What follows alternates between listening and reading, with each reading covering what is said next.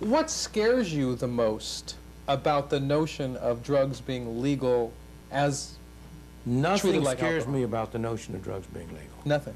What scares me is a notion of continuing on the path we're on now, which will destroy our free society, making it an uncivilized place. There's only one way you can really enforce the drug laws currently.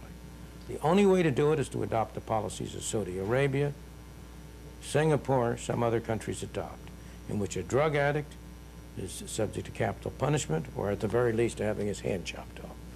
If we were willing to use penalties like that, but would that be a society you'd want to live in? Is it not true that the entire discussion here, the entire drug problem, is an economic problem? No, it's not an economic problem at all. It's a moral problem. In what way? The economics part of it is, I'm an economist, but the economics problem is strictly tertiary. It's a moral problem. It's a problem of the harm which government is doing. Look, I have estimated statistically that the prohibition of drugs produces, on the average, 10,000 additional homicides a year. It's a moral problem that the government is going around killing 10,000 people.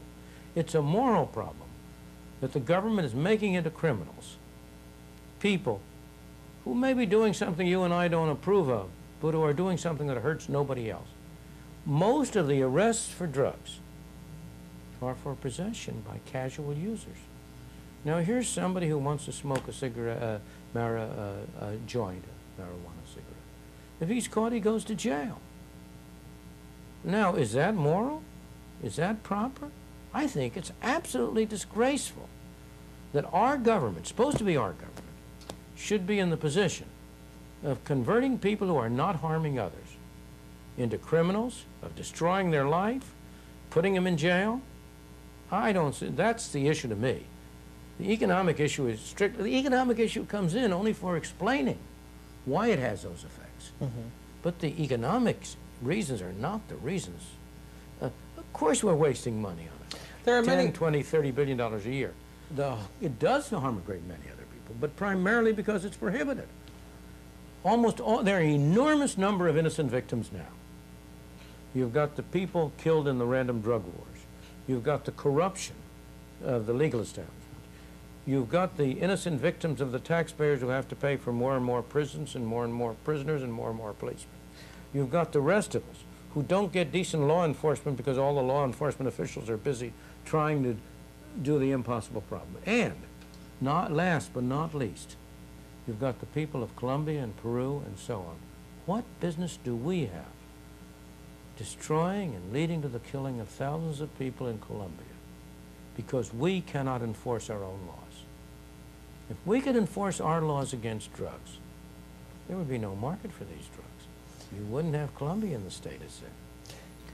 The effect of criminalization, of making drugs criminal, is to drive people from mild drugs to strong drugs. In what way? Well, take marijuana. Marijuana is a very heavy, bulky substance, and therefore it's relatively easy to interdict. The warriors on drugs have been more successful in interdicting marijuana than, let's say, cocaine. So marijuana prices have gone up. They've become harder to get. There's been an incentive to grow more potent marijuana. And people have been driven from marijuana to heroin or cocaine or one of the other, or crack, one of the other drugs. Let us consider another drug then, and that is the drug crack, crack cocaine. Crack would never have existed, in my opinion, if you had not had drug prohibition. It was drug prohibition. Well, why was crack created? Because cocaine was so expensive that the preferred method of taking cocaine, I'm not speaking from personal experience, I've never touched any of this stuff. I'm speaking from what I've read in the literature. But the preferred method of taking cocaine, which I understand was by sniffing it, snorting it, became very expensive. And they were desperate to find a way of packaging Young cocaine. entrepreneurs. Absolutely. Of course they're entrepreneurs. Look, the people who are running the drug traffic are no different from the rest of us, except that they have more entrepreneurial ability and less concern about not hurting other people. They're more irresponsible in that way. But they're in a business, and they're trying to make as much money as they can. And they discovered a good way to make money was to dilute this crack with baking soda or whatever else, I mean cocaine, whatever else they do, I don't know the procedure, so that they could bring it out in $5 and $10 doses. Let's talk about that more in a minute, but with regard to crack, considering the fact that it's very addictive, and considering the fact that That's very dubious. It is addictive, but I understand from all the medical evidence that it's no more addictive than other drugs. In fact, the most addictive drug everybody acknowledges is tobacco. See, the role of the government, if you look at it from a purely economic point of view, the role of the government is to protect the drug cartel. That's literally true. is it doing a good job with it? Excellent. What do I mean by that? In an ordinary free market business, let's take potatoes, beef, anything you want, there are thousands of importers and exporters. Anybody can go into the business. But it's very hard for a small person to go into the drug importing business because our interdiction efforts essentially make it enormously costly. So the only people who can survive in that business are these large meddling cartel kind of people who have enough money so they can have fleets of airplanes, so they can have sophisticated methods, so on. So in effect, in addition to which, by keeping goods out, and by arresting, let's say, local marijuana growers, the government keeps the price of these products high. So what more could a monopolist want? He's got a government who makes it very hard for all his competitors, and who keeps the price of his product high. It's absolutely heaven. Let us deal first with the issue of legalization of drugs. How do you see America changing for the better under that system? I see America with half the number of prisons, half the number of prisoners, 10,000 fewer homicides a year, inner cities in which there's a chance for these poor people to live without being afraid for their lives, respectable citizens who are now, citizens who might be respectable who are now addicts, not being subject to becoming criminals in order to get their drug, being able to get drugs for which they're sure of the quality. You know, the same thing happened under prohibition of alcohol as is happening now. Under prohibition of alcohol, deaths from alcohol poisoning, from poisoning by things that were mixed in with the alcohol, the illegal bootleg alcohol, went up sharply. Similarly, under drug prohibition, deaths from overdose, from adulterations, from adulterated substances have gone up. Let us turn to the early genesis of your belief that the drug laws may not be working the way the nation would hope them to. Tell me about the elements that you saw early on that changed your mind or changed your way of thinking. Well, I'm not saying changed. I would rather say formed my way of thinking, because I do not recall at any time that I was ever in favor of prohibition of either alcohol or drugs.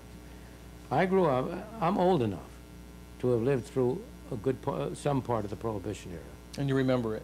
I remember it. During Prohibition, when I was a teenager, Prohibition was repealed in 1933 when I was 21 years old. So I was a teenager during most of Prohibition.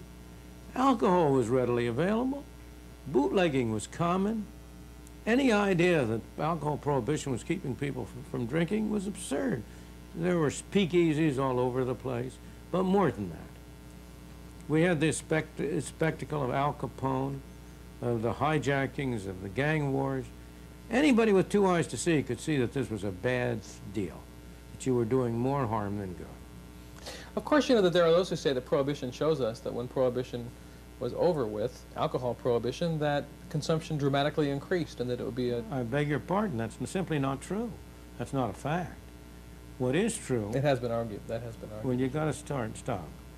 You have statistically reported figures in the books on the amount of alcohol consumed. That went up sharply right after Prohibition. But that was illegal alcohol consumption.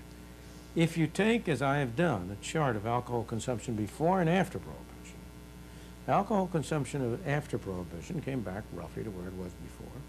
And over the course of the period since then, if anything, alcohol consumption has been going down, not in absolute terms, but relative to the population and relative to the growth of income. For a time, it went up rather slowly, along with income, except with one exception. During World War II, it shot way up. But usually that's what happened during World War I. Of course, you never would have gotten Prohibition if you hadn't had all the young men away in the France when the vote was taken, so that the women had an extraordinary influence on them. But the same thing happened during World War II. And then after World War II, it settled down again. And more recently, the consumption of alcohol has been going down on a per capita basis. So it simply is not true that there was a tremendous increase. So far as drugs itself is concerned, some years ago, Alaska legalized marijuana. Consumption of marijuana among high school students in Alaska went down. The Dutch in Holland do not prosecute soft drugs like marijuana. And they would prefer not to prosecute hard drugs, but they feel impelled by the international obligations they've entered into. And there's no doubt the consumption of marijuana by young people has gone down.